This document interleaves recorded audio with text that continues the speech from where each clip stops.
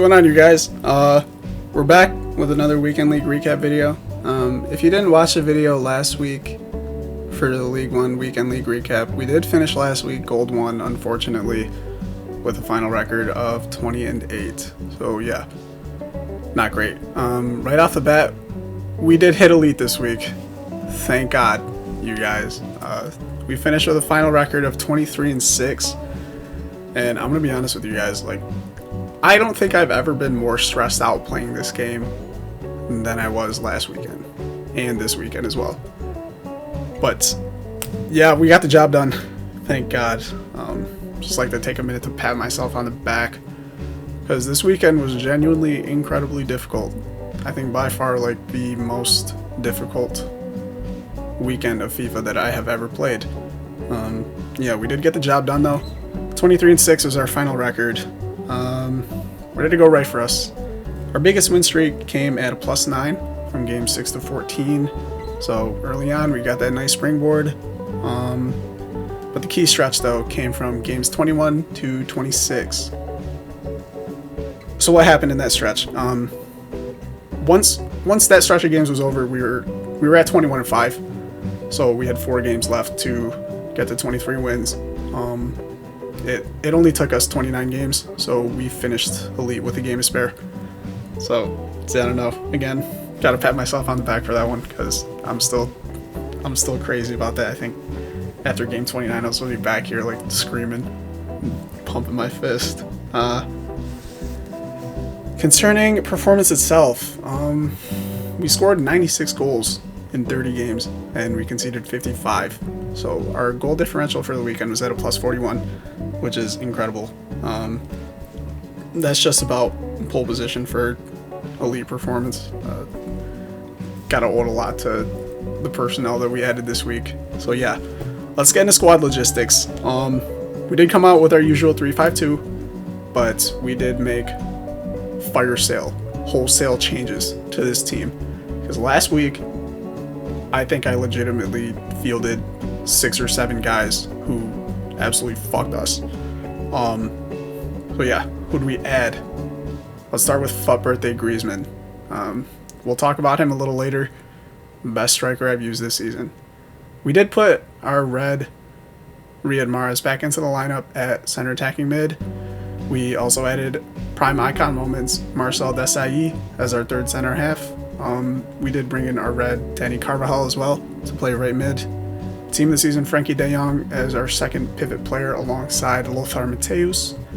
And team of the season Louis Nani we completed as well. He had a great weekend. We'll talk about him in a little bit. And then finally, team of the season Alisson replaced team of the season Marc-Andre ter Stegen last week. Off the bench, we did bring Leroy Sané up front. He would come in for Louis Nani. Joshua Kimmich would come in for Matthäus. And then Jesus Corona would come in at right mid for Dani Carvajal. So yeah, let's talk about these guys individually, one by one. Where should I start? FUT Birthday Antoine Griezmann. He put the team on his back this weekend, you guys. He finished with an astounding 40 goals and 21 assists. So he had 61 goal contributions, and if you caught my drift earlier, we scored 96 times. That is a big chunk of our goals. So he scored 40 times, which was insane. So that means he contributed for just about 42% of our goals this weekend. Yeah, he's a hell of a player. Nine man of the match performances, and I gotta say, I legitimately think he is the best striker that I have used this season personally. So yeah, second striker Louis Nani. We completed that SBC on a whim. I saw the 5-star skills and the 5-star weak foot. I'm not a huge fan of Neymar in real life, so like, I don't know, I didn't want to keep using him, and this card looks pretty similar to him. It's just that his sprint speed's a little low. That didn't stop him though. He finished the weekend with 23 goals and 14 assists. As a number 2 option up front, that is incredible production. So yeah, another 5-star player. And having those 2 guys up front with the 5-star weak foot is key. We're going to talk about that a little later on. center attacking mid. Riyad Mahrez, 18 goals, 18 assists. Again, that is incredible production from your center attacking mid. That's exactly what you want. That's amazing. Amazing performance from the guys up front. The front three this weekend that we used was probably the best attack that I think I've used all season. Let's see. Mateus and De Jong as a pivot tandem, unstoppable. You cannot pass the ball anywhere near either of these guys because they will literally just take it from you. We did have both of them on stay back while attacking, however, to kind of solidify our defense a little bit, but they were also very, very strong going forward. We did have them on that stay back while attacking instruction. However, when they're in those deeper spots on the field, you can kind of play those quarterback passes with them, so they're not too involved in and around the other team's box, but what they can do is pick apart defenses, like I said, with those quarterback passes. So they were incredible. Our back three, Boateng and Diego Carlos, you know what you're going to get out of them. Two of the best center halves in this game. I picked up Prime Icon Moments Desai on a limb. I was looking at Prime Essien as well to fill in that spot, but we went with Desai. And there's something special about this card. He came up huge. He scored twice this weekend as a center half, both off corners. You guys will see in the clips that he just babies the other team's center halves on corners. He's a big dude. He gets up. He's straight fucking dunking on people this weekend. That's what you like to see. Our wingbacks, Carvajal and Alphonso Davies. So like I said before, we did have both of our pivot players on the stay back while attacking instruction.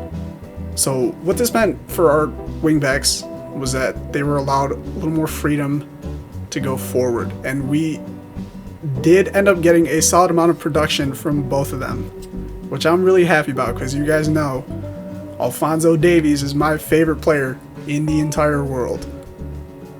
So to see him show up on the stat sheet a ton this weekend was really nice. He finished with a goal and 6 assists. Carvajal, not so much. 0 goals, 2 assists, but the things that he did don't show up on the stat sheet. But he owned that right side of the field, so kudos to him. And then finally, our goalie, Allison. I'll say this every single time we talk about goalies in this game. They all suck. Literally every single goalie in this game sucks. I don't understand. The people who make this game simply can't just make goalies do smart things, like pick the ball up when the ball's going out of bounds, or not punch it into your own net when you're one game away from Elite 3. Totally different story. And then finally, the guys off the bench.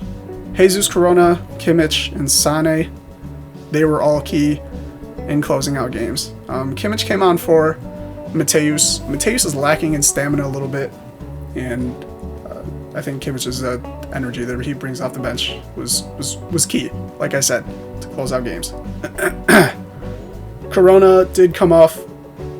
Excuse me.